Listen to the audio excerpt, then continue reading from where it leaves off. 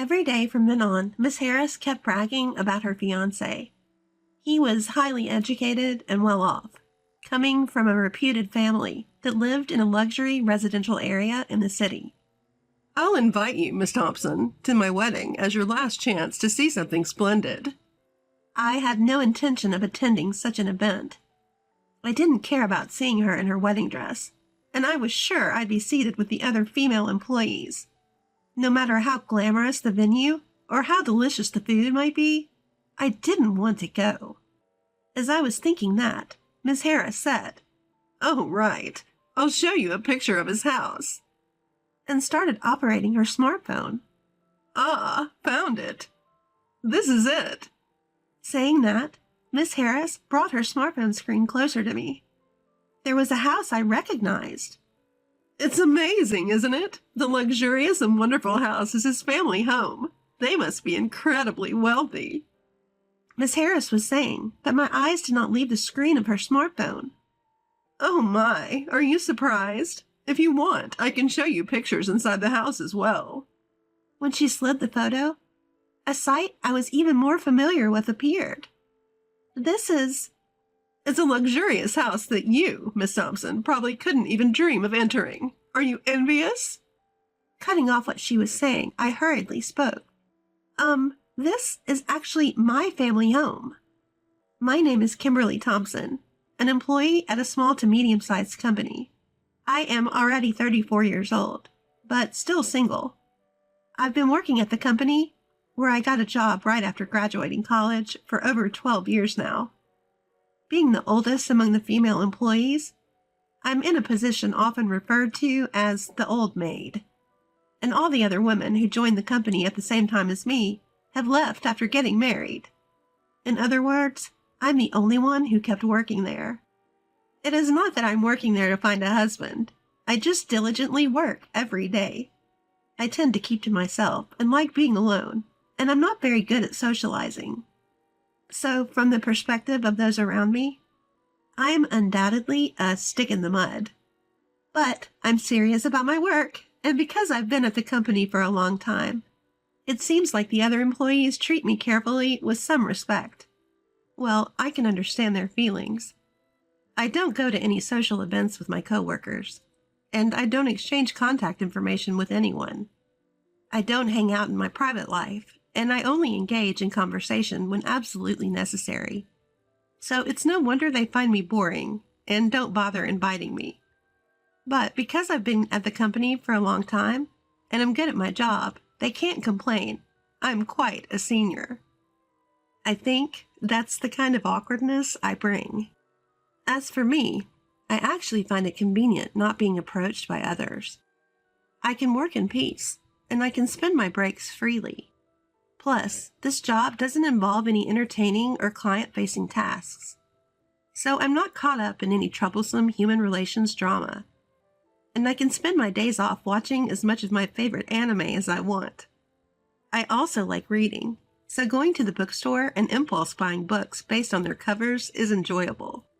At first glance, some people might feel that my life is lonesome and empty, but I thought this quiet yet peaceful life made me feel happy.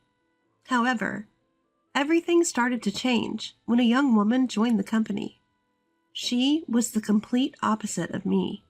A friendly, cheerful woman with excellent communication skills. Her name is Michelle Harris. Miss Harris was the type to actively approach others, and she seemed particularly popular among the male employees. She was cute and charming, so I figured she easily captured the hearts of the men. When I watched her, I felt like I was watching a character from a movie because she was so different from me. A bright, honest woman at the center of the group. Probably the type of woman I would have a hard time dealing with. While thinking such things, I happened to overhear a group of female employees chatting away cheerfully in the restroom. This all happened when they came into the restroom while I was in there, fixing their makeup and freely starting to gossip and complain. "You know that new girl, Harris? Don't you just find her annoying?" "I know, right? She seems just like she's trying to please men, doesn't she? Definitely gives off that vibe. That has to be on purpose, right? She's constantly trying to appear cute. It's so annoying." Her only appeal is that she's young, isn't it? She can't even do her job properly. Isn't it embarrassing to just chase men all the time? Such harsh words. It's only natural that a new employee can't do their job as well. Moreover, I thought to myself that maybe Harris has to rely on the male employees because you guys aren't properly teaching her how to do her job. I have a habit of occasionally observing Harris, who is so different from me in appearance and personality. I have seen her being coldly dismissed by the female employees several times. Every time, Harris looked downhearted and ended up talking to a male colleague. So I don't think she's trying to win over the men. She's just cornered into such situations. I'm sure these female employees gossip about me too, just with different content. If Harris is spoken about like this, I'm sure I get it worse. I'm probably just not seeing it because I'm the oldest among the female employees and can do my job well. Interpersonal relationships can be so exhausting. I'm glad I don't have to get involved. Thinking that, I sat on the toilet until they finished fixing their makeup and left. Then, on another day, Harris was unusually mingling and talking with the female employees. I was surprised but glad to see her fitting in with the other women and decided to take my lunch break. As I got up from my seat to go outside with my packed lunch, as usual, I passed by them, and Harris suddenly called out to me. When I turned around, she asked me a nonsensical question. "Why aren't you married, ma'am?" It's clearly a malicious question. As I was struggling to answer, I could hear the female employees behind Harris chuckling. Even the wide-eyed male employees started to laugh. Led on by them. One of the female employees said, "Hey, that's rude," but then praised Harris, saying, "You're such a funny girl, Harris." From then on, Harris started to ask me more and more disrespectful questions that left me at a loss for answers, thinking she would be praised for making fun of me. "Miss Thompson, have you ever had a boyfriend? How many years have you not had a boyfriend? How many people have you been with? Are you by any chance not interested in men?" Harris kept asking me these personal questions without considering my feelings at all, and the level of disrespect only increased over time, and the surrounding employees seemed to find it amusing, encouraging Harris as if they wanted her to do more. I suppose she was happy to be recognized as one of them by the other female employees. Trying to meet their expectations, she kept intensifying her remarks to me. As things escalated, she began to flaunt her own status to me. "My boyfriend just gave me a designer bag as a gift the other day. I'm going to a high-end restaurant tonight that's booked out for the next 6 months. Do you just eat macaroni and cheese at home, Thompson?" This kind of petty one-upmanship had been her modus operandi. "Miss Thompson, you don't seem to have any connection with luxury items. How pathetic," she would throw in with her sarcasm. Rather than feeling angry, I was beginning to find it impressive. As this silly back and forth went on, I found myself increasingly burdened with Miss Harris's work. Miss Harris, who was rather overbearing, had an invincible disregard for fear. The other female employees seemed unable to deal with her, and she rapidly turned into a monster.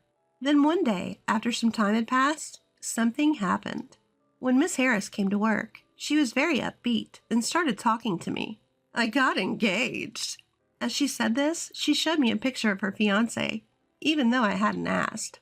When I responded with a polite, "That's nice," and tried to return to my work, Miss Harris continued to chatter on. "My fiancé is really rich, kind, handsome, and perfect. Are you jealous? I'm going to be happy leaving you here, Miss Thompson." With that, she brought her smartphone screen closer to me. She continually belittled me and bragged about how amazing her fiancé was and how she had hit the jackpot by getting engaged to him. "Well, I am jealous. Congratulations, truly," I said. Miss Harris, looking satisfied, said, "Okay, I'm going back to work," and returned to her desk. When it comes to this, it's almost refreshing. I sighed deeply. I need to focus on my work. Just as I was trying to switch my mindset, I heard the other female employees talking behind me. "She's really getting carried away, isn't she? Seriously, just because she's getting married, she's acting so giddy? What's up with that?" Like she can actually be happy after getting married. She probably can't even do housework and might cheat on him. I agree. She's definitely the type who would get divorced quickly once her charms wear off. Totally agree. As one of them began to vent, the others joined in, spewing complaints. Out of pure curiosity, I asked the female employees, "Weren't you all friends with Miss Harris?" "What are you talking about? No way." They all laughed. "We would never be friends with a woman like that. It's just her thinking we're her friends." I see. It seems that Miss Harris had managed to make enemies of the female employees again. They didn't mind when she was bullying me, but as she increasingly tried to one-up me, she started doing the same thing to the other female employees. I sighed quietly. Aren't you the ones who boosted and fanned her flames? From then on, Miss Harris boasted about her fiancé almost daily. Apparently, he comes from a prestigious family, is highly educated, earns a high income, and his parents' home is located in an upscale residential area in Manhattan. This has nothing to do with you, Miss Thompson, who always looks so shabby. It seems like you could continue to live a simple life alone. The only people who would marry you are likely to be leftovers. Nobody high profile or high earning would ever consider someone like you. You may have to settle for someone uneducated and unemployed, but even such a man might refuse you considering you're a dried up old maid. Miss Harris would say, laughing. I'll invite you to my wedding, Miss Thompson. It will be your last shining moment. I certainly did not want to attend that. I couldn't care less about her wedding dress, and I'm sure I'd be seated with those female employees. Even if the venue is glamorous and the food is delicious, I wouldn't want to be there. As I was thinking this, Miss Harris said, "Oh, I just remembered. I'll show you a picture of his parents' house." And she began manipulating her smartphone. I wasn't interested in her fiancé's parents' house at all. "Oh, I found it. This is it," Miss Harris said, bringing her smartphone screen closer to me. I saw a house that looked familiar. "Isn't it amazing? Such a gorgeous and wonderful house being his parents' home. They must be extremely wealthy. All this will eventually be mine.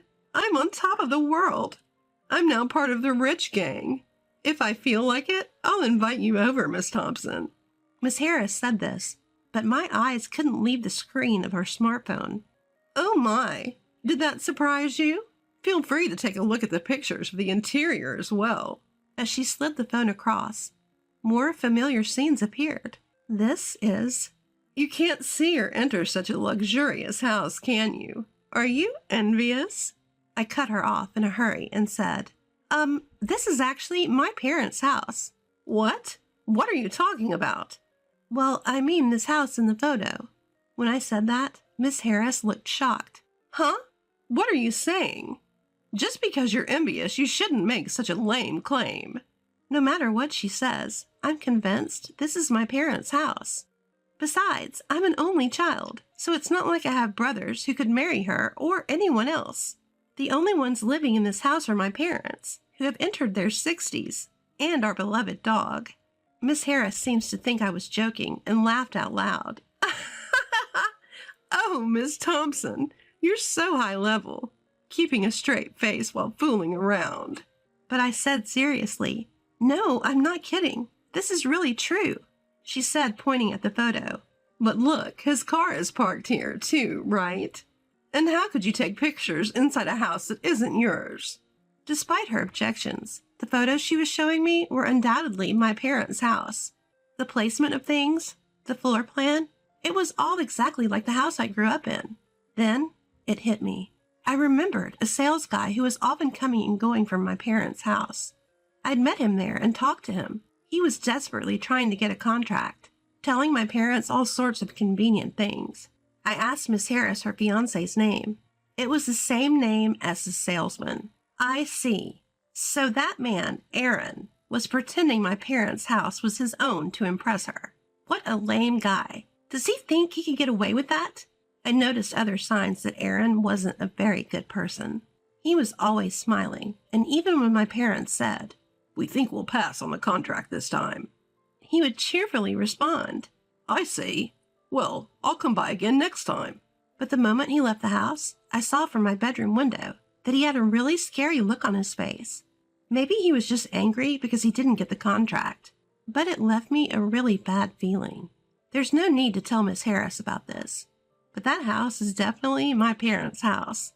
I won't back down on that. Miss Harris was raising her voice. What? That house is Miss Thompson's parents' house. That's impossible. No matter how much I explained, she wouldn't believe me. So I decided to take her to my parents' house after work that day. We arrived at my parents' house, and I took her through the gate. I opened the front door and said, "I'm home." Then my parents came out with a smile. Welcome home. When you said you were coming home all of a sudden, we wondered what was going on. You even brought a friend.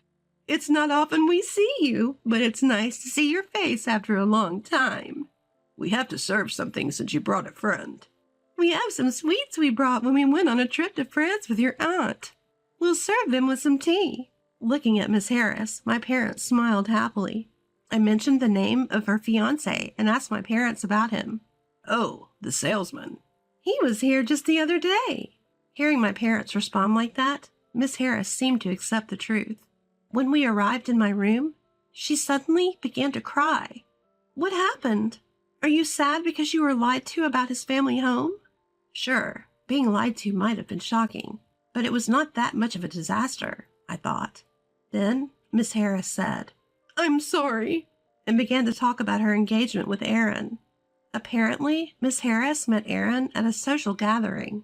At that time, Aaron told her that he held a position in a major corporation, and when they were alone, he informed her that his family was wealthy, which caused her to fall for his good looks and the status. After that, they went on a few dates, and their relationship developed. However, despite Aaron's position in a major corporation, he turned out to be surprisingly stingy. At first, he paid for all of their dates, but gradually, he started making Miss Harris pay, claiming he had no cash on hand. When Miss Harris said something about it, Aaron suddenly proposed, saying, "Actually, I want to save money because I'm going independent. Plus, we need to save for our wedding fund, right?" Caught off guard by the proposal, Miss Harris got carried away and started to shell out cash as he directed. Aaron took advantage of this, borrowing more and more money from Miss Harris, and before she knew it, she had handed him a substantial sum. Still, she fell blindly for his sweet words like, "It's for our happy married life together." If you look at it objectively, you would think that if his family was really wealthy, he wouldn't need to borrow money from his girlfriend. But Miss Harris, who had fallen head over heels in love, seemed to trust him completely. But now it seems even Miss Harris had come to realize it was a lie. Miss Harris came to apologize to me in tears. "Miss Thompson, I'm really sorry. I apologize for the terrible attitude I've been showing until now. I know I can't be forgiven, but please let me apologize." She explained in tears that she was led by the other female employees to harass me. She didn't really like to gossip or show off, but she was instigated by the other female employees and pressured to join in, or else she would be left out like before. It was hard, but she said she managed to endure because she had Aaron. Again, she apologized and shed big tears. Seeing Mrs. Harris like that made me feel sorry for her. She was really struggling in her own way. We could leave those female employees, but the liar must be dealt with. In a way, my family and I are involved too. We need to teach him a lesson. Let's teach that guy a lesson. I decided to have Miss Harris call Aaron. When we arranged to meet at a cafe, he changed his complexion as soon as he saw my face. Aaron, looking uncomfortable, lowered his gaze. I told him I was going to report his misuse of the photo of his family home and his deception of my junior colleague to his workplace. He turned pale and started apologizing. "Please, forgive me for that." "So why did you lie and deceive Miss Harris?" Apparently, he had approached her because he thought she had money, since she wore nice clothes and branded bags. He began to brazen it up and turned to Miss Harris and said something outrageous. "Mainly, it's your fault for coming after me without seeing through my lies. I showed you a nice dream, so you should consider it a gratitude fee." I was stunned at his audacity. It reminded me of the hidden side I saw from the window at my family home. You proposed marriage. That's why Miss Harris trusted you. Then Aaron replied with a defiant laugh. Well, I thought it was the best thing to say. What do you mean? So you had no intention of marrying Miss Harris? Well, yes. I'm not thinking about getting married right away. Aaron casually made such a statement. Miss Harris couldn't take it anymore and started crying. Seeing Miss Harris crying, Aaron looked annoyed. What a terrible man he is. There's no need to show mercy to someone like him. I pulled out a voice recorder and said, I recorded what you just said. And you know you can demand compensation for breaking off an engagement without a reasonable cause. Aaron turned pale and frantically said, Whoa, that's gonna be a problem. Choose between reporting this incident to the company or repaying the money you borrowed from Miss Harris along with some damages, I said. Hearing this, Aaron replied, I'll pay back the money, and dropped his shoulders. That's how we came to an agreement that he would pay back Miss Harris. It seems that Aaron was cheating, and his mistress was spending money lavishly, more than his salary could cover. But he was so smitten with her that he was siphoning money from Miss Harris to keep her satisfied. After Aaron left the cafe, Miss Harris tightly grasped my hand and repeatedly expressed her gratitude. She apologized once again for everything that had happened and promised to change her ways. Since then, Miss Harris has become quite fond of me and no longer exhibits her previous attitude. Even when other female employees act unpleasantly, she no longer lets it bother her and concentrates on her work. Seeing her like this, the female employees still badmouth her, but I think they're just not worth dealing with. Later, when one of the female employees got engaged, a nasty war of words began among them. Petty jealousies and grudges started affecting their work, and a fed-up supervisor escalated the matter, resulting in each of them being transferred to different departments.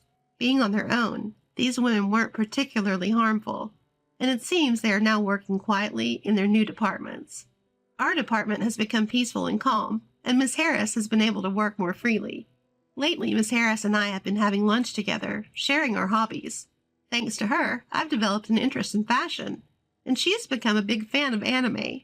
I may not be friendly with everyone, but having someone like Miss Harris, whom I can trust, has made working at this company more enjoyable than ever. Money and status may be attractive, but they are only a part of life, not everything. I may be plain, but I believe that being able to live a peaceful and calm daily life is truly the greatest happiness. I made myself lunch today. I want to be a better cook, so please have a taste, she said. All right, let's go to a nearby park and eat, I replied. Yes, she replied happily.